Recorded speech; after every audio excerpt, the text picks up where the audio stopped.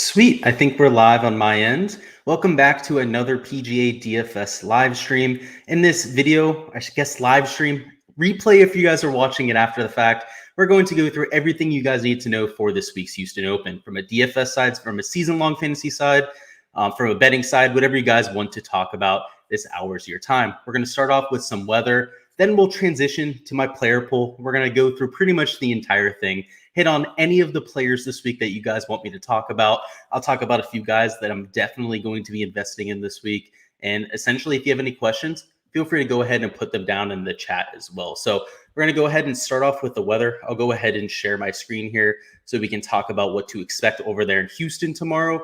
So the golf course is essentially in downtown Houston. So I decided to take the wind tower that was the nearest to that downtown center. And you guys can see tomorrow morning, it's going to be a little bit of rainstorms, right? So we have thunderstorms here right around 8 o'clock a.m. You can see scattered thunderstorms are potentially possible, which is going to be a little bit annoying. We're likely to have the start of this golf tournament closer to probably at 9 o'clock a.m., potentially even 10 a.m. if they're not able to get out on the practice range before then. Usually when this happens, the PGA Tour will err towards the side of caution. They'd rather not get guys out there at like 7:30 a.m. and immediately when they're about to tee off, have them waited out. They'll usually just announce ahead of time, like, hey, we're going to tee off at 9:30 a.m., something like that. That is what I expect tomorrow morning. So the fact that there's rain up here is not something I'm really going to be considering. The only effect that it's going to have on my modeling is I expect some easier scores tomorrow than what we're going to see the rest of the week. With that kind of rain, it's likely that the PGA Tour goes to lift clean in place, which is going to put emphasis on getting the ball in the fairway. And overall, rather than an average score of about 2.5 under par, I'm expecting about 3.5, 4 under par tomorrow. So perhaps if you guys are playing Showdown for that single round slate, try to target some of the higher birdie or better percentage players there. But for the rest of the weekend, it's not going to have a major impact. If we go ahead and take a look at Friday, you can see that there's a very low chance % of rain, 0 to 4% at the highest anytime there. And in terms of wind, let's take a look at the wind on Thursday. You can see it's around 8 to 10 miles an hour, which is going to cause the players a few problems. But again, with those soft greens, it's going to take a lot of the bite out of this golf course. We're going to get into my key stats here in a second, but by far the biggest defense of this golf course are the greens. They're extremely tricky. They have a ton of undulation. They were running at a 12.5 on the stimp meter last year. And overall, you could hit the ball to a great position in the middle of the fairway, and the slopes on the green could take you out of it, even with a great approach shot. It's kind of like an Augusta National where a ton of course knowledge came into it. So you saw the scores throughout the days as the days went on last year, from the 4th round to the 3rd round to the 2nd round, the whole way to the last round, actually get better. You saw people get used to the golf course. People that hadn't played it many times before were getting used to the undulations. And that's something that we typically see from players at Augusta National as well. It's with that trickiness of those greens. As you gain more experience, you're able to figure out the intricacies to them, where there's false fronts, that kind of thing. You're going to score better. So I think that's why we saw that last year. And obviously the players that have those 4 rounds under them are going to see a little bit of advantage this week. So I did make that into my projections. Anyone that just flat out played last year got a boost. And obviously if they played 4 rounds, they got double the boost of somebody who just played 2 rounds. But I do think that's something it's hard to quantify. Again, it was a tiny boost in the projection. I'm slightly favored in terms of the weighting. But I do think it's going to have a slight impact. You can see over here on Thursday, though, little to no wind. So so we're going to expect some decent conditions there. But without some of the moisture that's going to be on the golf course, might end up equalizing, right? So we're going to see right around a 2.5, 3.5 under par score probably for all 4 days. So as a result, rather than me initially thinking you're going to see about a 13, 14 under par winner, I have it closer to an 18 or a 19 under par. I think a lot of the reason why we saw the scores we did last year, I did a lot of rewatching of the PGA Tour stuff from last year. PGA Tour live stuff from last year. And all the guys we're talking about are about the greens were brand new. They were resodded about 2 months before that, and that they were just trampolines. And what tends to happen with greens is they get more and more broken in by the people that play it, just more broken in because it has more time to connect with the rest of the sod, everything like that, is it starts to, I was going to say firm up, but it's the opposite of firm up. It tends to soften up. So you end up going to get easier greens. They're not going to be quite as bouncy. They're still going to have all that undulation. The putting is still going to be an absolute headache for these guys. But rather than it being, extremely difficult those first 2 days where you saw scores right around even par, I do expect it to look a lot more like the weekend from last time around. When talking about some of the key stats, they haven't really changed very much to this point. Again, I just think conditions are going to be slightly easier than what we saw last year. First and foremost is going to be shots gained approach. These greens, you don't only have to hit them, you have to hit them in the right spot. Every single green has multiple false fronts, and they're not always on the front. Sometimes you have those little drop-offs to the left and right that either take you into a chipping area or into hazards. And there aren't a ton of hazards at this golf course, but all of them are strategically placed in devilish. A lot of them are on the par threes, where if you end up pulling a shot just a little bit far and a little bit left, you're almost guaranteed to have a false front there that takes it into the hazard. Brooks Koepka had a little bit to do with the design. He was just a consultant here. Tom Doak was the main designer, and Tom Doak's known for making extremely difficult golf courses. We see it at the Renaissance Club over on the European Tour. So not a surprise that you see some of those runoffs that Pete Dye is so famous for, especially even when another designer. I mean, if he's looking to make a golf course difficult, that's one of the major ways to do so. So something else I'm looking at is around the green play. Typically on this channel, when we have a birdie fest, we're not looking at around the green play, but even at this golf course with softer conditions, it's definitely going to come into play. Again, even if you hit some of these greens, you're going to end up in these chipping areas. So as a result, you're going to see around the green come into play a little bit more than it usually would. Instead of it being around an 8 or a 9 in terms of the percentage, in terms of weighting, I have it closer to a 16 or a 17 this week. Just to give you guys an idea, a little bit of a behind the veil kind of thing. And the last key stat that we are looking at this week, of course, is driving accuracy. So here at this golf course, the rough is about to be, last year, again, we don't have reports from on site to confirm any exact length or anything like that. It was 3.5 inches last year, the rough. It's Bermuda grass, and that is more than enough length with Bermuda grass to make it tough.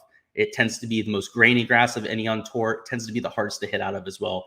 You get a bunch of different lies. You'll get some flyers. You'll get some that sit down, everything like that. So I do expect that to be a factor this time around, particularly in this first round when we have lift clean in place. Again, you only get that if you're in the fairway, if you're in the short grass. So making sure that you hit it in the fairway tomorrow is going to be even more important than it is on most weeks. Again, I'm assuming that there's going to be lift clean in place, but given that weather report we just looked at where you have 50% chance of rain from about 6 a.m. the whole way through 10 a.m., again, I think that's extremely likely. So let's hop right into the player pool with all that in mind. If you guys didn't see that course breakdown video, but here is my player pool for this week. And you guys can see that I have some fades on here. We did the core plays thing again too. So if it's a C, that means they're core play. Yes means they're just in my pool. Anyone that is a blank means I like them this week. There's definitely parts of their game that I like at this golf course, but I'm just not completely sold on them. Perhaps it's the ownership. Perhaps it's just I can't fit them into my pool. These guys up top are victims of that just opportunity cost. Just wanted to give you guys the legend of sort there for you guys. So at the top, Sam Burns, somebody I'm extremely bullish on long-term. So it's obviously not like I hate him in this instance or anything like that. The real problem with Sam Burns is just the course fit. He's obviously not the best around the green player. We're typically looking for him at golf courses that are more straightforward. We're looking at a score right around 20, 22 under par winning. That's where he's seen success in the past. I mean, this guy puts up 7, 8 under rounds, a lot more than anyone else on the PGA Tour.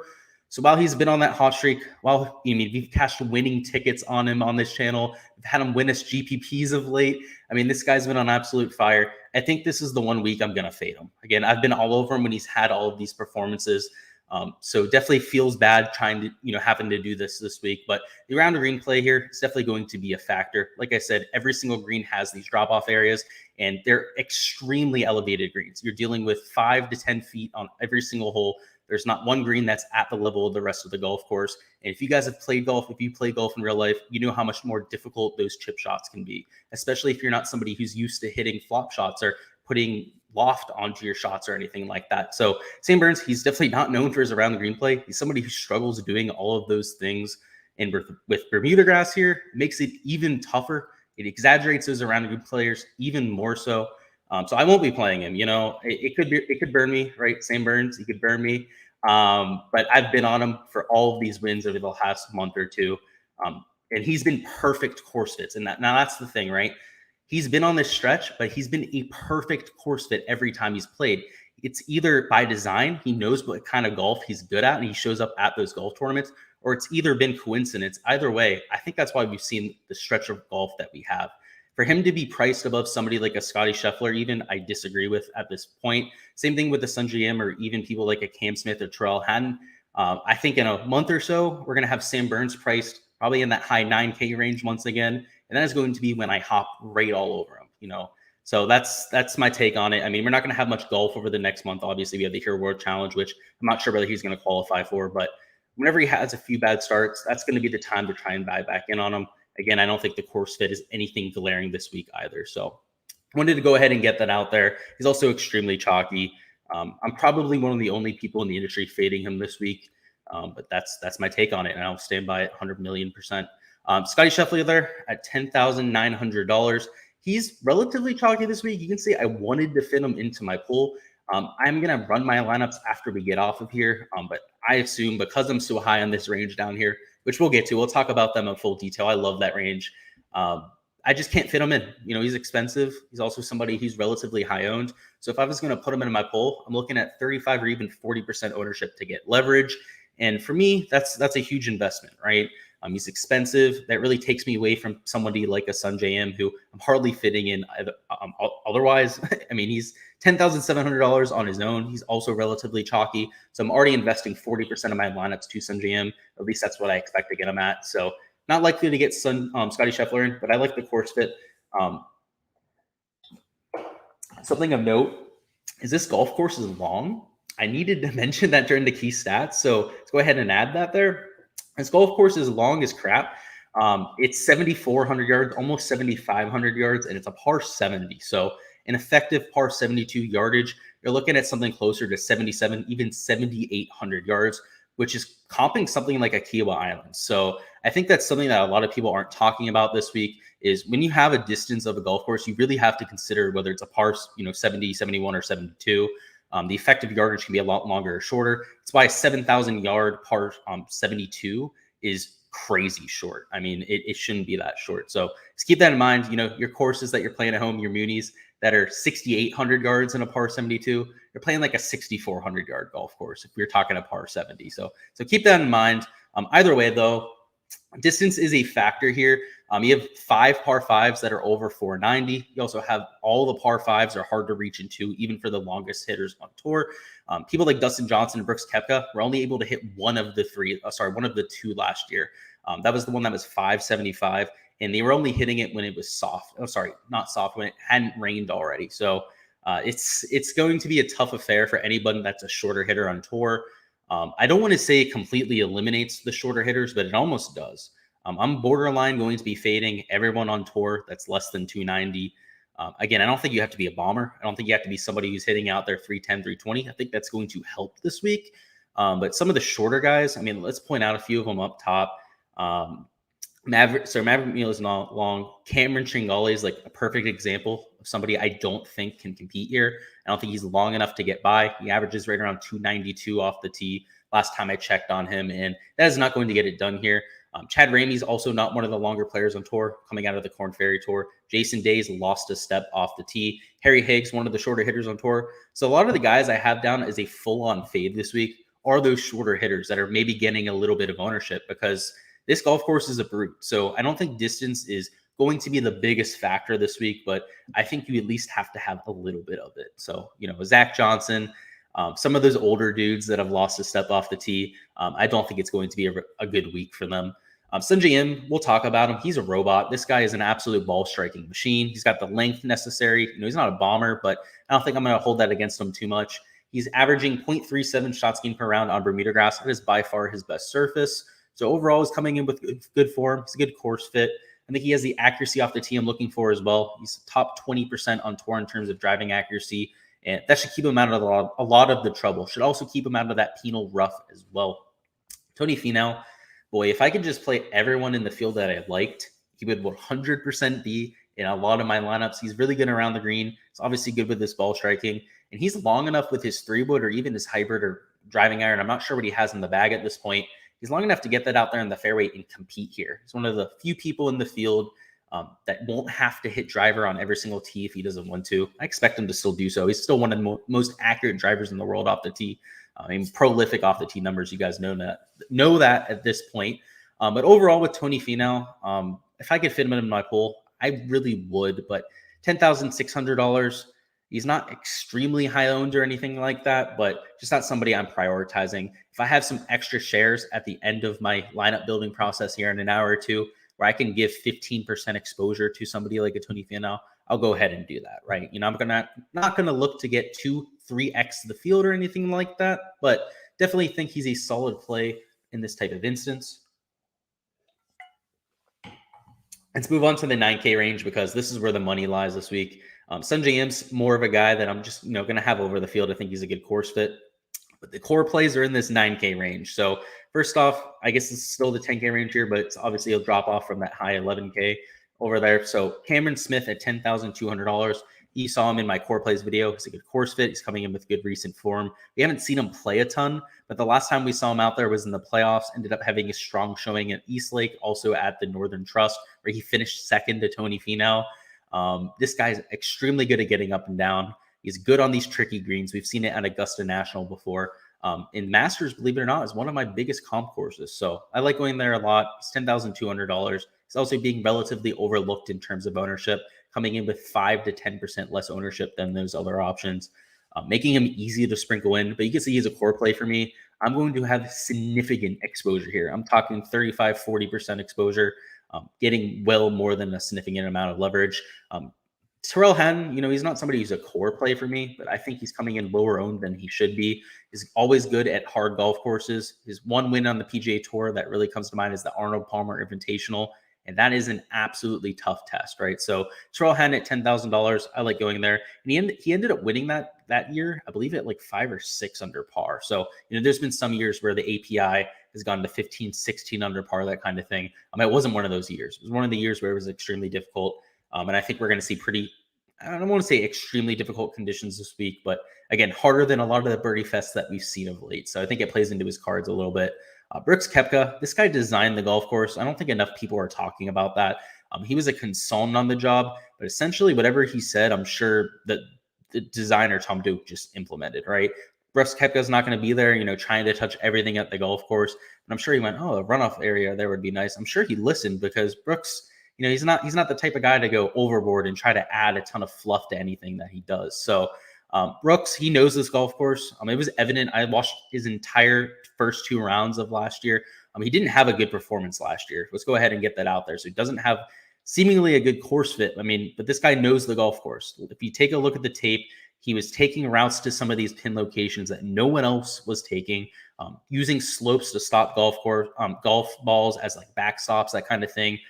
Like you do at Augusta National. He was doing a lot of that, which a lot of people in the field weren't really keen to. By the end of the week, you saw some other people start to take those kind of routes because they're a lot safer. They're a lot higher percentage shots, especially using some of the extremely sloped backstops that you have out here. So Brooks Koepka, that is already built into his arsenal. Again, some of the people would have picked up on that the first year around, but what better than the guy that actually designed the damn place? So he's somebody who has extremely good skill set in terms of ball striking. And I think a lot of people are holding that missed cut against him. He had a really bad performance last time out, but you have to remember he was still dealing with the knee issue. He was nowhere near 100% healthy. So to hold any of those finishes during that stretch against him is just fool's gold. You're not doing it right. The guy was injured. He didn't post a good performance for 3-4 months during that stretch. The guy almost won the damn PGA championship just a few months ago. He had 2 top 5 finishes in like a month, like 2 or 3 months ago. The guy won at Waste Management. So clearly snapped out of that. So I'm not worried about that form at all. I'm not going to hold that against him. If anything, I'm encouraged by some of the things that I saw, especially the around the green play. The guy was looking like a wizard out there. Next up at $9,500, we have Joaquin Neiman. He's a core play for me because we have to give a significant amount of ownership to him to get anywhere near enough leverage. You see he's almost 16% owned. This guy could come in even higher. You can see, obviously, Carlos Ortiz withdrew. And anytime that happens, the guys priced around him end up ballooning in terms of their ownership. Just going through the roof. So $9,500, he's a good course fit. He's been in much better recent form of late. Towards the end of last season, really fell off. But we've seen some top finishes. We've seen some good rounds from him of late, particularly last week at Mayakoba. He's not the best putter on Bermuda. He's not the best around the green player. But if you take a look at his up and down percentage, he's typically in the top 25% on tour. So again, it's a little bit misleading. Around the green can be a little bit misleading. particularly if you're a good putter like Neiman is. You can make up for it. Numbers lie sometimes. That's what I'll say with shots gained. They don't make in every situation.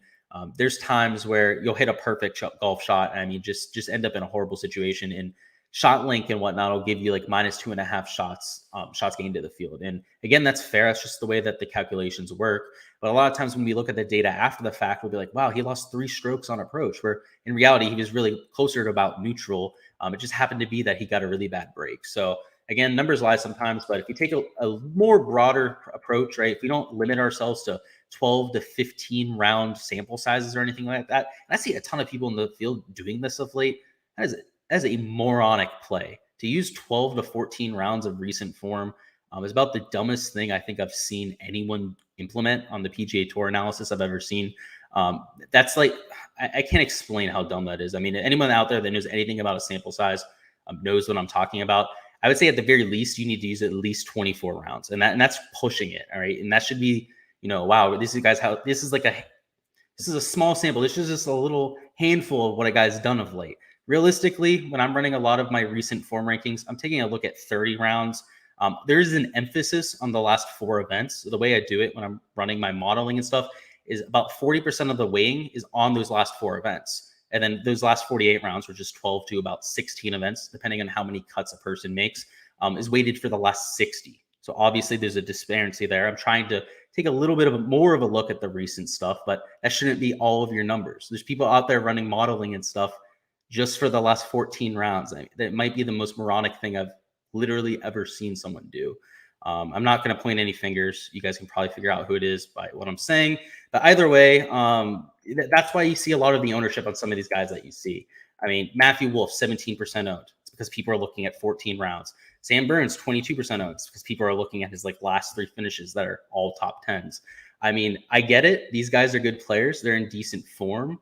But when we're taking a look at the golf course that is so much different than what they've been playing, how useful is that? That's my question to a lot of people. You're dealing with greens that are completely different than the resort courses that they've been playing on. You're also dealing with penal rough, which they haven't seen for 3 or 4 months now. Also a long golf course, which they haven't seen for 3 or 4 months now. So a lot of this recent form shit, I'm just not looking at this week. I think a lot of people that are overweighing that this week are making a massive mistake. Again, it's just a completely different track. A lot of the players in this field haven't even played much of late. So how much can you really even look into their recent form? So for me, I'm really leaning into that course fit. Rant aside, guys. Sorry for that. Sometimes I get a little bit too into what I do here.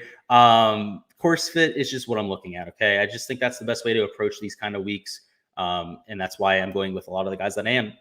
Aaron Wise is a fade. He's going to regress putting at some point, and I think it's particularly likely at a golf course with tricky greens. He's switched to the broomstick style. We've been all over him on this channel the last month and a half. He's made us quite a bit of money here as well. But at the same time, I do think it's going to stop at some point. He's somebody who hasn't been a good putter historically. In fact, historically, one of the worst putters on the PGA Tour. So to expect him to be consistent with the flat stick, I think is a huge mistake. Again, he's 22% owned. It's a lot of people looking into that recent form a little bit too much. I think at a course like this, his around the green play, which is suspect at times, and again, that putting could really cost him.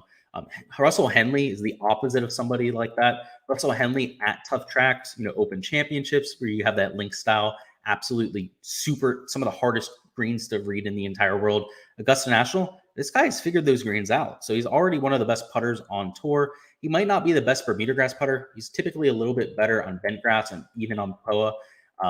But he's still positive in that category. He's also extremely accurate off the tee. Again, that's something that we're looking for, particularly for Showdown tomorrow. If you guys are playing Showdown, because of the wet conditions that we expect, because of lift clean in place, it is likely to be in place. And this guy is not chalk. This guy has been chalk the last 2-3 weeks. And sure, he hasn't gone out there and particularly paid that chalk off. But the reason that he was chalk is he's a great player. He's accurate. He's great with his approach plays, high birdie or better percentage. Also relatively good putter. The only thing that holds him back from time to time can be the off the tee play, just because he's not the longest player on tour. But something that I looked into, I've seen a couple other people in the industry also look into this week, is obviously you can filter golf tournaments by their distance, by the scorecard yardage, everything like that. For golf courses over 7,300 yards, he hasn't missed a cut in 10, I think, in his career, at least For all the shots gained rounds, at least that's what I was able to take a look at in my database. I only have the rounds that are counted for shots gained. And of course, some of the non-ones over the last year or two. I have the finishes in there at the very least. Russell Henley has not missed a cut. So that's interesting, right? He's not a longer player, but at these longer golf courses seems to get the job done. I tried to do a little bit of digging to figure out why that was the case. He's good with his long irons. So that's the best hypothesis I can give there. I'm not Nostradamus. I can't tell you exactly why he loves those long golf courses, but tends to be good with his long irons. Let's take a look at some of the other guys in this range. You can see I'm not on everyone in this range. There's one or two guys I like. A lot of fades out here. Apologize for that. Hopefully it wasn't too loud. Anyways, Mark Leishman, he's good at hard conditions. Nearly won the Masters 2 times ago. He's $8,700. I think that's a fair price. He's been in much better form than people are giving him credit for, coming in as the 13th ranked golfer in the field in terms of recent form. Again, I'm not overweighing that, though. It's more the course fit for me. And this is somebody who's very good at getting up and down. He's really good on Bermuda grass greens. You see he's a positive putter there. Sorry, I thought he was a 0.85. He's a decent putter on Bermuda grass there. Christian Bezain, who we'll get to here in a second. I like Mark Leishman a lot. I do think he's going to be lower owned than what I have him projected here for. The sentiment around the industry isn't as positive on him as it gave it credit for earlier on in the week. Next up, we have Christian Bezain, who he's not going to be in my poll as of now. If I'm going to add anyone between him and Seamus Power, is going to be Bezain, who would be the first one that I end up adding. You can see he's just a wizard on Bermuda grass. And anytime we've seen him in tough conditions, whether that's at the Masters, US Open, he's gone out there and kind of been really good early on. He's gotten himself into the lead. He's had top 5 positions after the day 1, day 2 of the US Open, that kind of thing, and then completely fell off the board. So I think that he has an interesting skill set fit here. He's extremely good around the green, one of the best players in this field. He's extremely good on Bermuda grass, as evidenced right there, 0.85 shots gained per round. Only Denny McCarthy gains more on this surface. He's relatively high owned. You can see 12.5%. So that's why he's not in my pool right now. I'd have to invest at least 25-30% into him to get significant leverage. But if anyone's going to get added, it will be him. I do think that he has a good skill set fit here. Seamus Power, I'm worried about his driving accuracy. So you guys saw in the video a few weeks ago, I liked him at more of a resort style golf course where it's going to be a little bit more wide open. You can kind of lean into that approach play, lean into that wedge play. Here you're dealing with long irons, which are actually one of the few categories that Seamus Power struggles at. You're also dealing with relatively penal rough. So I think there's better venues for him. He's, again, been somebody that we've ridden on this channel for quite some time. We've had quite a few nice wins with Seamus Power. I don't think we need to force it, though, right? There's going to be better venues to play him. If he goes out there and has a great week this week, I guess so be it. But I don't think it's a great course fit for it. So I'm going to be off of him this week. Cameron Trangoli, we already talked about. He doesn't have the length to compete here. End of story. Shane Lowry, he's borderline not long enough. He averages 298 yards per drive. So you don't love to see that, but he more than makes up for it with his around green play. He's one of the best players at getting up and down. He's good on these tricky greens. He won at Royal Portrush, which had some of the most wacky greens you ever see. They're borderline unfair. At least they picked the right pin locations, because there's some places you could put pins on those greens that are they're unfair. You literally couldn't putt and make putts at them. Or at least you couldn't leave a putt to within 2 feet at them, is what I'm trying to say. You can make them if you get lucky enough, but good luck trying to keep it within 5 feet. Shane Lowry coming in with good recent form. I talked about him in my core plays video, so don't want to go into too much detail there, but like him there a lot. Max Homa might be a little bit of a surprise here, but he's been really good under tough conditions, particularly at the Genesis Invitational. And that is one of the courses I'm using as a course fit here. Obviously, it's not Bermuda grass. You're dealing with a West Coast, everything like that. But in terms of the rough, in terms of the shot making that you need, very similar golf courses. You're dealing with rough that's a little bit penal out there. That Kikuya is not easy to hit out of. It's not super long rough, but that Kikuya is good luck trying to hit anything with spin out of there. So that's going to be a similar look for Homa this week. Also, a course that demands precision with your irons. Again, a course with some crazy slopes. You have that one green with the bunker in the middle of it. So I think it's just a good course fit for Max Homa. So even though he's a little bit higher owned than I like at 13%, I'll be investing into him.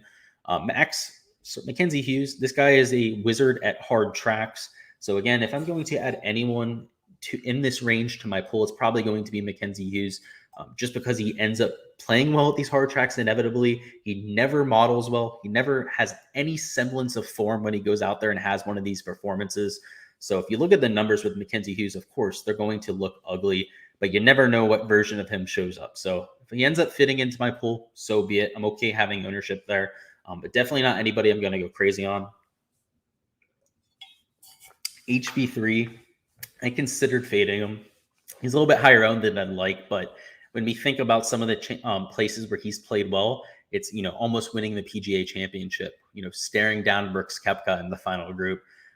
There was Pinot Rough there. It was relatively long. You had to get up and down. So I think his complete game, he gains across all 4 major statistical categories, and that's long-term. That's for his career, which not many people on tour. I think there's maybe 10 on tour that can say that. Harold Varner III is one of those players that is so good, so well-rounded that you can't really poke a hole in his game. So you can see on Bermuda grass, it is by far one of his worst surfaces, not something that you like to see. But I look for him to lean into that well-rounded game. In terms of recent form, you like the metrics. In terms of course fit, you like the accuracy. You like the approach play. You like the fact that he gets up and down a lot more than his peers. So I like him there, but somebody I'm using as a core play, I'm getting a little bit more ownership to Amito Pereira. This guy's got the distance you need here. He's got the approach play that you're looking for. He's definitely got the around the green play at least to around an average. So he doesn't bleed strokes around the green. He's right about a neutral. So again, I don't think that either hurts or helps him.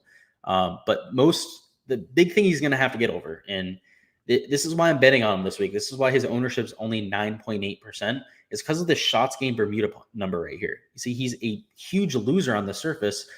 The issue with that number is there's only 8 measured rounds. So how reliable is that number? Is it just coincidence that he had some bad putting weeks when you had the $7,700 price tag on him? So I'm not going to hold it against him, right? I'm going to buy in on it. He's relatively low owned. He hasn't been below 15% ownership since his first big performance on the PGA Tour. So I'm buying back in on him. It's a good course for his length. It's also a good course for his approach play. Brendan Grace, he was in my value plays video earlier on the week. He's $7,600. He's decent on Bermuda grass. Not getting any ownership either. So you're not having to invest very much into him to get any type of leverage. I'm probably looking at about 20% ownership, maybe 15% ownership. 20% ownership would be a pretty aggressive take. So we'll have to see about that. Gary Woodland, I don't like the accuracy off the tee. He's been horrible at hitting fairways. And that's going to be a factor this week, particularly tomorrow with lift clean in place. Chad Raimi, he seems way overpriced here at $7,500. He's relatively consistent at making cuts. So if you're playing cash, I think you can go there, but he's garnering ownership in GPPs. So for me, he's going to be a fade. I just think he lacks the top end upside in this type of field. I mean, we're looking for the cream of the crop here, right? So this is a tough event. We're expecting harder conditions than we've seen the past 3-4 golf tournaments. And while I don't expect them to be blisteringly tough, again, a winner rate around 15 to 18 under par, I think probably closer to 15 under par. You still need guys that have their game together, complete game together, not just parts of their game. They're going to have to be good around the green. They're going to have to be decent putters. And of course, they're going to have to be ball strikers. Everyone in this field's a ball striker. But they're going to have to be able to get up and down. That's going to be a huge factor this week. So that's why somebody like Raimi doesn't make my pool. We have no idea the type of around the green play that he has. And to this point on tour, he's lost shots around the green more than he's gained. So Kevin Strielman, he's good under hard conditions. We saw it at Kiawah Island this year. The greens are going to look very similar to what we see at a links course like Kiawah Island. So I don't hate going there at all. He was also in my core plays video. He's not a core play just because I don't need to get 30-40% ownership on him to get leverage. It's only 7% owned. So I'm looking at getting right around 20. You can see Jason Day's a fade. People, for some reason, want to play Jason Day in this circumstance, and I don't necessarily understand it. The guy hasn't shown any form for quite some time. He's made a few cuts, but for that to be encouraging just shows you where he was with his game. He's somebody who lost the accuracy off the tee. He's definitely not as long as he used to be in the past. The around the green plays there, so he's definitely got that going for him. I think that's why he's getting the ownership that he is. But in reality, this guy should be right around projected, I'd say like 1.5% ownership. So that's why he's a big F fade for me. I just think that's absolutely ridiculous. I'll let the 7% of the lineups burn their money. That's fine with me. Sebastian Munoz at $7,400. He's not coming in with good recent form. He's also a horrible course fit. So he's borderline F material as well. You're looking for this guy at Birdie Fest, places where you can just take it super low. He's got an extremely volatile game, makes a lot more birdies than a lot of his peers. The unfortunate part, he also makes a lot more bogeys, which for fantasy purposes is great, but this isn't a Birdie Fest. He's not going to be able to leverage that as much as you'd hope to. And a lot of the reason we're fading this range is I am all over Charlie Hoffman. This guy's got exactly the kind of skill set you're looking for here. He's a gainer on Bermuda grass. Obviously loses on a lot of the other categories. It's his best surface. You like to see that. He's also got a good course fit ranking. He's accurate off the tee. He's good with his approach play. He's good enough with his around green play. It's not something that you think of with Charlie Hoffman, but so solid with the other three facets of his game that I think he's a great play here. It's a core play for me. You can see I have him at 7.44% ownership. I think he's going to come in a little bit higher owned just because Grillo withdrew. So I also think somebody like Ian Poulter here at 5.01% might come in a little bit higher. I mean, obviously this is updated. I put in the withdrawals into my system, ran the algorithm, but usually it's boosted just a little bit more. When people get into that range, I don't know whether it's psychological or what it is. They're just more prone to click on the guys that are next to the guy that withdrew. Getting down here to this lower 7K range, I'm not in love with many of these guys here. I think it's relatively weak. You can see there's a lot more guys as a yes here in the 6K range. But let's go over a few of the guys that I'm willing to invest in. I guess Brian Harmon is he's a decent course fit, right? We talked about him earlier this week. I believe it was in my value plays video. This guy's really good with his long irons. He's competed at some of the longer golf courses on tour, even though he's not a long player himself. I mean, Aaron Hills, just think of that U.S. Open that he almost won. That was the longest golf course to date that they've ever played in PGA Tour / major history. So that's of note right there. Let's talk about Ryan Palmer. Ryan Palmer is a core play for me. I'm betting on him returning to form. I mean, we've seen semblance of it these last few weeks. He's been back to hitting a lot of fairways. He's been back to hitting it over 310 yards. The thing that needs to turn around is the putter, right? So we haven't seen that putter that we've been used to seeing these last few years. You can see he's right around an average putter on Bermuda grass. It's actually one of his worst surfaces on tour. So you don't like to see that, but this guy, if he can turn that around, he has the rest of his game back together. And a lot of the times that's due to rust. This is somebody that we haven't seen play very often of late. I don't remember why he wasn't playing, but towards the end of last season, he didn't play for 2 months. He came back for the playoffs and looked horrible, which makes perfect sense. You can't go from not playing for 2 months to coming back in the FedEx Cup playoffs when everyone else is in their powerhouse, everyone else is in the groove and expect to play well. But he still, held his own at the very least. He made a cut. And then towards the beginning of this season, it still looked a little bit rusty. So I'm pretty surprised he's almost 8% owned. I didn't notice that when I took a look at this about 25 minutes ago. But that's all right with Ryan Palmer. I'm still going to be playing him. He's a good course fit here. He's somebody who, again, he's been in the right direction. His trajectory is definitely in the upwards direction. So I like going there. Taylor Moore and Shank. Shank's just not a great putter on Bermuda grass. He's much better on bent. Bent, he's closer to a 0.6, 0.7 shots gained per round kind of thing. So he's still decent, but, it's not a weapon for him anymore. And for Adam Shank, he's one of the shorter hitters out here. He's added length of late, but that's come at the consequence of being less accurate. So I don't like going to him. He's not as good off the tee as you'd be hoping for. Same thing with Taylor Moore. Korn Ferry Tour product. I can't buy into his around the green play. I can't buy into the fact that he's going to be able to handle these conditions yet. So I'm off of him. Same thing with Henrik Norlander. I think he's too short for this golf course. So I'm fading him. Joel Damon, same kind of issue. I mean, he's been successful at something like an Augusta National with some of these tricky greens and whatnot. But at the same time, Augusta National is a lot shorter than this golf course. It's par 72, par 71. Either way, it's shorter. So you're dealing with not only a shorter yardage, but also a shorter effective yardage when you're factoring in the par 70 versus a par 71 or 72. I forget what Augusta National is off the top of my head. That's horrible. I should know this. But either way, I'm a little bit worried about the distance. So I'm sure I'm going to have to add 1 or 2 people to my player pool from this range just because I'm running 150 lineups. I might even run 300 lineups if I decide to enter the $15 GPP and the $5 GPP, which I'm considering doing right now. I have a really solid read on this player pool. I think a lot of the ownership, particularly in some of those chalk options, is just completely blasphemous. So I am going to try and invest more this week than I usually do. So I may need to add some of these guys to my pool. We'll see. As of right now, they're not priorities for me, though. Let's talk about the priorities. A little bit cheaper is where you find all these guys. First off, not Martin Laird, reading the wrong name there. Lee Westwood. I need some water. 1 second, guys. Much better. Just talking too much, talking too fast. Sorry about that. Lee Westwood at $7,000. He was in my value plays video. He's always good at these tough golf courses. He's got a solid around the green play. He's a decent Bermuda grass putter for his career. And boy, does this guy have a lot of rounds in the database. So that is a really solid baseline for him right there. It's just the off the tee play that you got to worry about. The guy hasn't played very much. He's coming off of a marriage. I believe he hasn't played since he got married. So God knows what kind of form he's going to look like he's in. But at the same time, he's only 4% owned. So I'm only putting him on about 8% of my lineups. So little to no risk there. If he ends up missing the cut, so be it. But at the same time, he has massive upside. So that's why I'm willing to take a risk on him this week. If he has form, if he's able to go out there and shake off the rust, he's going to be in a very good spot there. He should be a little bit more expensive. Should also be a little bit higher owned. So overall, it's giving you a little bit of value. And I'll remind you guys, if you guys have any questions, you can go ahead and throw them down in the chat. If there's a player you want me to do a deep dive into, I'm more than willing to do so. If I already passed them on the board, it's okay. I'll go back and cover them as well. Or if you guys have any lineup questions, if you guys want me to decide between players, there's a few guys you're considering, don't know who to play, go ahead and let me know. I'll get to that whenever I see the question down in chat. Anyways, though, getting back into the player pool, Russell Knox is a decent course fit, particularly in some of the windier conditions.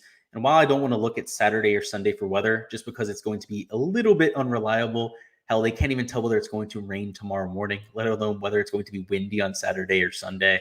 But if it ends up kicking up, I mean, we're in Texas, one of the windiest states in the world. I think Russell Knox could be intriguing. He's in decent form. Tom Hoagie is not somebody that I want to invest in. You can see I have him down here as a blank. He's a little bit shorter than I'd like. But overall, getting up and down with his approach play, with the Bermuda grass numbers, decent, right? So you can see he's a decent recent form rate, decent course fit ranking. 48th down here at $6,900. That's actually a pretty decent number. You're not going to get top 10 numbers down here very often for these guys. I like going to him.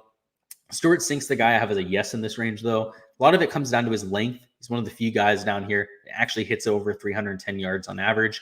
And again, that's not something that people really equate with Stewart Cink. He's gained a lot of that distance at an old age, but he's done it just like a Phil Mickelson. So, a check mark for the old guys there. But I like going to him a little bit. I'm not going to have a severe amount of ownership, probably closer to 10%. So a little bit more than somebody like, Russell Knox or even like a Lee Westwood, but not going to go crazy with Stewart Cink. Pat Perez, he is in my value plays video. So if you guys want to see a full breakdown on it, go ahead and look at that. But decent course fit. He's a little bit shorter than I'd like. So that's why he's not a core player or anything like that.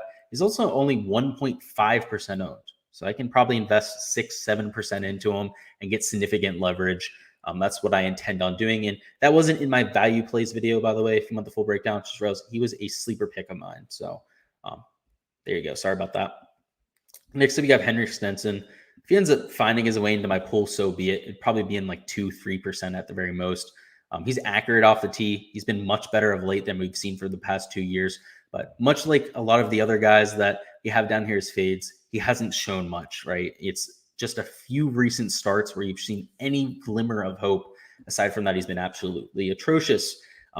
Scott Piercy, same kind of thing. He's been atrocious. He had a few good starts about 2-3 months ago where people started firing him up.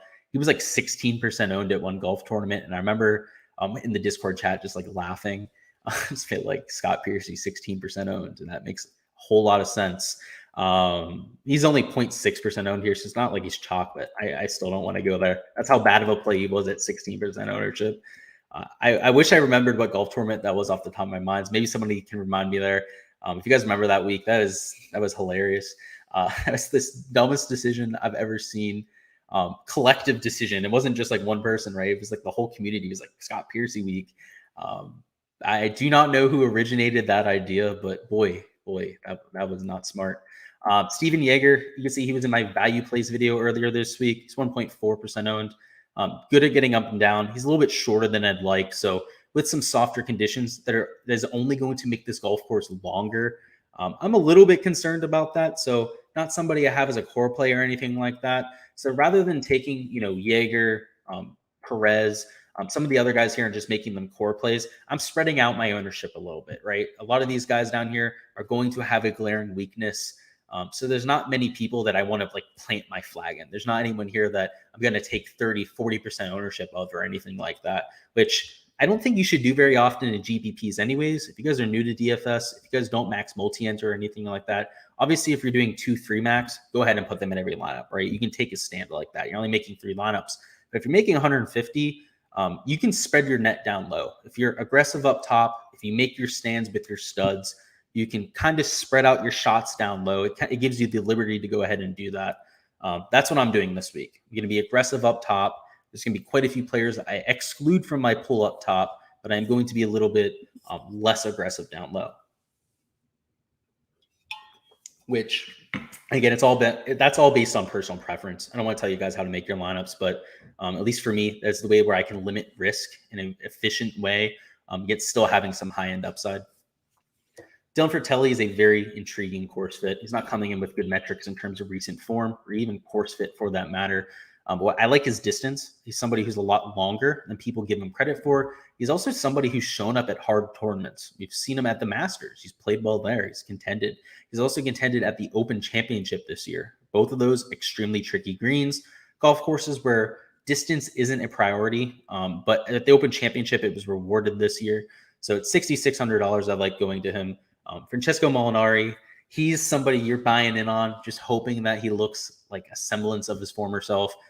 He hasn't looked like it of late, but he had that one good round last week. It was at Mayakoba. He was 6 under in his first day. Completely threw it around round 2, ended up missing the cut. So y'all like to see that. He completely blew up. But Molinari, if we think of the golf courses where he's shown up in the past, Open Championship, right? You're thinking about the Masters. You almost took down Tiger when Tiger ended up winning it. He's shown up at the Masters before that as well. He's top 5. So it's at these courses with super tricky greens. It's what we get this week. Again, he's a shell of his former self. He's nowhere near that type of golfer.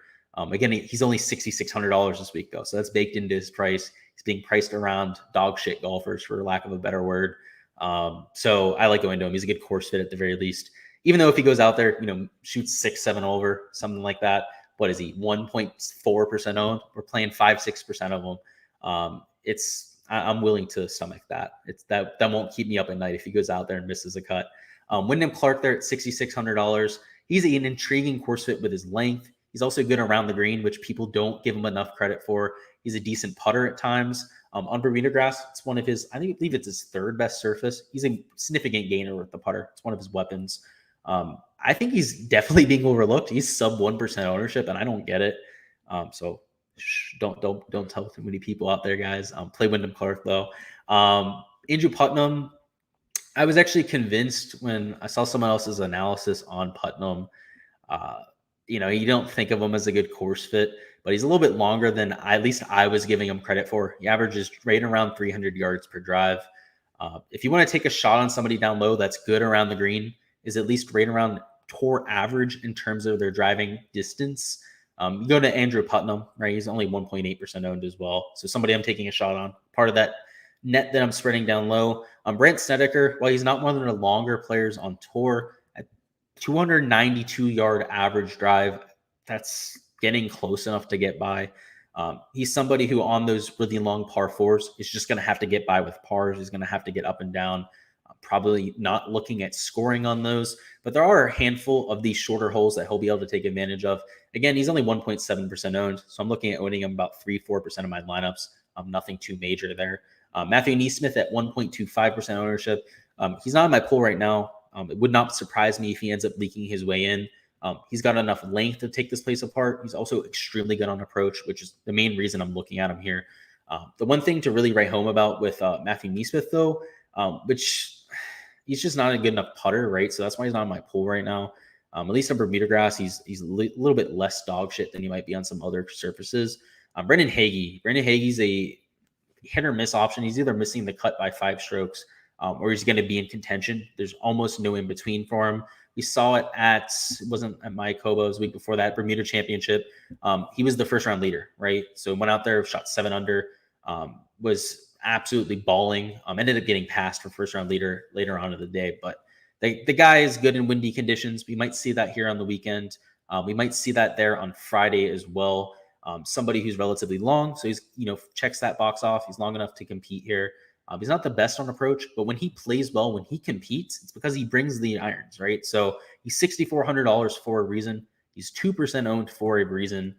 So I'm going to own him about 6-7% of my lineups and take a shot on his upside. JT Poston's a gamer. He's good at getting up and down. He's good with his short play, particularly on Bermuda grass. So while he's not one of the longer players on tour, he's not 330, 340. He still hits at about 308 on average, which is, again, a lot longer than people really want to give him credit for. So I think he's one of the few guys that are good around the green that also have the distance that you're looking for, much like a Wyndham Clark. So I'll see myself investing there quite often. Kyle Stanley, I mean, tee to green, there's no one better in the whole 6K range. The guy's a stud off the tees, a stud on approach, stud at getting up and down. The issue has always been the putter. If you're ever going to invest in Kyle Stanley, it's got to be at these hard events, right? It can't be at a birdie fest. Kyle Stanley's not going to go out there and make enough putts for a birdie fest. He's not going to make 25 birdies in a week. But at a golf tournament where you might see a winning score, again, I have this projected for 15, 16 under par. But if it gets super windy, if it ends up playing tougher than the last iteration, which I don't expect, again, I expect these greens to be softer this time around, he would be a prime candidate to contend, right? If we're talking about single-digit under par winner, those are the tournaments where Kyle Stanley has a shot. So I'm going to take a chance on him, 5-6% ownership. Again, nothing crazy. Roger Sloan's coming with decent recent form, especially towards the end of last year, which isn't even baked into this very, very much. Again, that's a little bit de-emphasized the stuff from last season, but at least coming in with decent form. Let's talk about a few of these flyers. And you can see I don't have any of these flyers in my pool, but by all means, if you guys are feeling a little frisky this week, go ahead and play one of these guys. They're all going to be sub 1% ownership. And for one reason or another, we'll get into all the reasons here why. They're intriguing this week at the very least. First off, MJ Dafu. He went to Q school last week, balled out, got his card on the Korn Ferry Tour. So coming in with insane form. He's also a local. So 2 boxes there. Sung Kang, he's made like 6 of his last 7 cuts. Intriguing. Dawe Vanderwalt, he's played here 6 times before, but not this golf course. He's played the Houston Open 6 times before. I don't understand why. I don't know if he's like a local or like has some type of tie to this golf tournament. The guy's been around forever. He's been a professional golfer for 15 years. He earned his tour card for the first ever time this year. So this is the first ever time he's like playing this golf tournament legit. So I don't know. He's played the golf tournament so much. It makes me think that he's local or something. I haven't been able to figure out this whole connection or whatever. But that's intriguing to me, right? I don't have him in my pool. Interesting. Kramer Hickok, he's a lot better than everyone else in this range in terms of his pedigree. Interesting.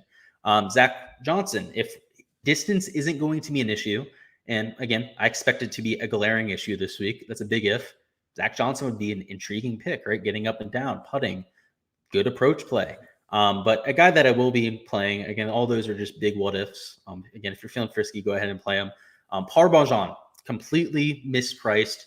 This guy should be right around $6,300, $6,400. So again, completely mispriced by $300, $400. But he's at the pure minimum. Anytime you have a guy down here at the pure minimum, particularly somebody who's less than 1% owned, he opens up a few permutations that you wouldn't be able to get otherwise. And if you guys aren't familiar with what I'm talking about, by playing a guy at 6K rather than a guy at 6,400, maybe that's the difference between fitting somebody. Let's scroll up and give you guys an example. Somebody like a Tony Finau in a lineup and a Scotty Scheffler, and Tony Finau ends up missing the cut, and Scotty Scheffler ends up winning this golf tournament. The rest of your 4 or 5 positions could end up all being optimal, and the only way to end up getting access to somebody like a Scotty Scheffler could be by taking somebody like a Parbajan, which, again, it doesn't happen that often, but it's within the range of outcomes. The last time we saw someone at $6,000 in the winning lineup, I believe, was at the beginning of last season. So again, it doesn't happen very often, but this guy shouldn't be at $6,000. It's a misprice at the very best. So that's why I have him there. So what we'll do now, after we've gone through that, is we're going to go ahead and make a lineup together on Draftkings. So I'll share my screen and we'll hop over to the Draftkings side and make a few lineups. So here we go. Fantastic. Cool. So what we'll do first, we're going to make a cash lineup. And then after that, we're going to make a GPP lineup. So first off with the cash lineup, We're looking for safety. We're looking for guys that are going to go ahead and make cuts. So rather than trying and play the whole studs and duds game, trying to fit in one of these guys up top or anything like that. And cash, I typically just try to take the best plays, and I try to live in between the 9K range and the 7K range if I can. I try to avoid the 6K range. This week, that lower 7K range is real ugly, so we might have to delve into that 6K range a little bit, but we'll try and take as many of these mid-tier options as we can to avoid that at all costs. I think Max Homa is a very solid option for cash. Again, I really like the ball striking numbers. I like his performances at these tough tracks in the past. Another guy we want to go to here in this mid-tier range, Shane Lowry, right? We've already talked about how good of a course fit he is. Great on approach, great at getting up and down, long enough off the tee to get by. And he's only $8,200, which leaves us still in this 8K range. So we can try and live here as long as we can. I think we're going to have to spend up a little bit. I'm not super bullish on anyone here. Mark Leishman would be an option, but let's go ahead and spend up for this one. I think Russell Henley makes a lot of sense. He hasn't missed a cut on a golf course that's a par 70 and more than 7,300 yards in his career. And Russell Henley's played a shit ton of golf. He's not one of these guys with a small sample size. So it actually means something there. Let's talk about another guy in this 9K range. And then let's try and round it out with some of the guys in the 7K range. I think Joaquin Neiman's a very good option here. Brooks Koepka, I like him in GPPs, but for cash, might be a little bit risky, we'd say. So let's go with Joaquin Neiman. Great course fit here. He's got the ball striking that we're looking for. The around green, you know what? Brooks Koepka may actually be a little bit safer than I'm giving him credit for here, guys. Just because he has that around the green play that a lot of the other people in this range don't have. Somebody like a Taylor Gooch, if we're ever going to have problems with his game, it's going to be around the green. Joaquin Neiman, same type of issue. While he's good at getting up and down, he's not an around the green wizard. So Brooks Koepka, though, he is an around the green wizard. He's a ton of familiarity with this golf course. So I'm going to spend that extra $400. We're going to go up to a Brooks Koepka. I think that premium is worth it there. So now we're going to have to live in this mid 7K range. Let's see if there's anyone in the high 7K range that deserves a premium. I mean, Mito Perez is the obvious choice. If we went ahead and took him, we'd be left right around $7,200. $7,200. Let's go ahead and see what that'll look like. We may have to change this. With $7,300 remaining, we could go to Charlie Hoffman. All right, lineup makes itself. It made it real easy for us. All these guys are core plays for me this week. Really makes it easy. Anytime you're building a cash lineup, I think you should just try to, slam in your core plays, the people that you're already confident on from a GPP perspective, that in terms of points per dollar are popping off the board. And for me, this gives me a good permutation and using all my salary. Anytime in cash, I try to use all my salary if I can. If I have a lineup that's projected higher that isn't at full salary, I'll go ahead and implement it if I want to. But really like that lineup right there. So if this ends up being the optimal cash lineup this week, you're welcome. Next up, let's do a GPP lineup. So I'm sure this will end up being in my build this week, this GPP lineup we build. I don't typically build by hand, though. So I'm going to go ahead and preface with that. When I build GPP lineups, I look at them holistically, right? So I look at percentages, I look at exposures. I'll group players together, see what kind of exposures I have there, make sure that all of my exposures to the two of the same players aren't together, that kind of thing. I try to make sure that it's a little bit more holistic, like I said, a little bit more homogeneous rather than separated, which is heterogeneous, I guess. I try to make it as homogeneous as I can. So let's talk about that. So if I'm going to build my hand, which again, I don't, so I'll preface it with that. I'm definitely going to start with my cheap options, right? So a lot of people try to start up top. They try to take their stud options. I think that's backwards thinking. The main portion of your lineup that's going to separate you from other players are going to be your value plays. You're going to be taking people down low that are going to make a cut, but not only make a cut, give you that top end upside. So we're going to start off with our value plays. I'm going to start off with Parbajan, guys. I already talked about how important it was going to somebody super low on this board. Where is Paulie? There is Paulie. He's only $6,000. He's going to open up a ton of options for us up top. He's also going to make our lineup unique by default. He's right now projected for 0.5% ownership. So going to go ahead and start there. And probably going to need one more value option. We can go ahead and take a chalkier option if we want. We can go ahead and take somebody who's a little bit more expensive. We go ahead and just take a look, figure out who we're going to go with. Let's see. So we like the guys in this upper seven. Can't speak right now, guys. This upper 6K range, a little bit more than the lower sevens. So probably going to try and live in this range. Overall, Luke List makes a lot of sense. He's going to be chalky, but we're not going to have to worry about that. You go to somebody like a Stuart Sink, who makes a lot of sense.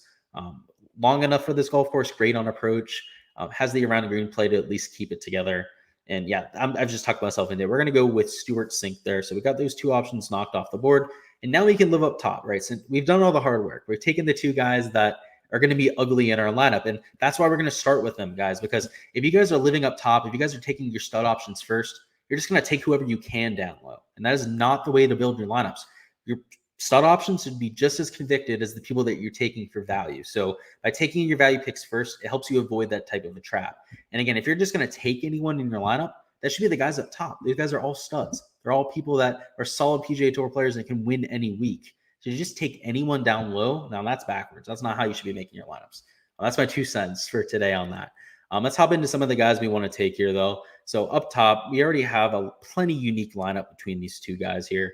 Don't really have to worry about ownership at all. And if that's the case, Sungjae Im makes a lot of sense. Again, he's going to have some ownership behind him. But in terms of course fit, gives you everything you're looking for. Accuracy off the tee. He's got the length off the tee you're looking for. He's good on approach. He's good at getting up and down. He's good on Bermuda grass. I really can't think of anything in Sungjae's game that doesn't fit this golf course well. So he's a slam dunk play there up top. You can see we're at $8,800 remaining per spot, which means we probably can't take Cam Smith. I'd love to take Cam Smith. We do have Barjan in our lineup, though, so maybe we can. Let's go ahead and take a few more of these 9K, 8K guys before we go ahead and try to jam him in. So in the 9K range, the main option there is Joaquin Neiman. We've already talked about that. But a lot of the other people I'm fading, right? So maybe we skip this 9K range altogether. That way we can actually get Cam Smith in our lineup like I'm hoping to. So somebody in this 8K range that I'd like going to, particularly in a GPP type of format. Shane Lowry, right? He's a core pick for me this week. Another guy, too, is this Bezain Hoot. We already talked about him. Good course fit. It's intriguing with the Bermuda grass numbers that we've seen. Also the numbers at the Open Championship, everything like that. But we're going to go with Mark Leishman. Mark Leishman, extremely high upside. We've seen him play well at golf courses with these tricky greens. And it really fits their narrative with him, right? He's somebody who, anytime I've seen him on an interview, he's always hitting trick shots. He's always talking about how out in Australia, him and his buddies growing up would just hit trick shots for fun. Anytime you see him with the PGA Tour, like being featured for anything like that, especially like during practice rounds, he's always just hitting trick shots. This guy has fun with golf. And at a golf course that's tricky like this, that's what you're hoping for. You're hoping for a guy that's an absolute gamer and enjoys that part of golf. And that's something that I actually, and again, you're not trying to hear about me as a golfer, but as a golfer personally, that's what I love about golf, is hitting those tricky shots. There's an art to it, and there's a huge advantage to actually liking doing that. There's people that, that gives them nightmares. They hate having to hit those shots, that kind of thing. You want to try and avoid those type of players. And that's why I'm off of a Sam Burns. Sam Burns is horrible around the green. When he gets faced with some of those opportunities, he's going to crumble. So at least I'm counting on him crumbling this week. Let's talk about a few other options. Let's try to take the guy in the 7K range so we can take Cam Smith. Actually, let's just put Cam Smith in here and see what we've got left. Cool. So we're at $7,500. I don't mind leaving salary on the table here. So if you wanted to take a Charlie Hoffman, which is probably the right choice here, I don't mind doing so. A couple other guys we could consider, though. I mean, Kevin Strielman, I've already talked about the course fit. I like the fact that he's played well on some of these tricky greens, like at Kiawah Island, for example, US Open, where he finished in the top 18 this year. But yeah, Charlie Hoffman's going to be the best play, best at approach of anyone in this range. He's long enough off the tee to get by. And of course is decent at getting up and down. So that's your GPP winning lineup for the Billionaire Maker this year. Again, you're welcome when it wins. Just kidding, by the way, guys. But that's all we've got here for this live stream. Thank you to everyone here who stopped by. If you guys have any questions and you're watching on replay, go ahead and throw them down in the chat. I'll get to them whenever I see them. But good luck with all of your lineups for this weekend, and peace.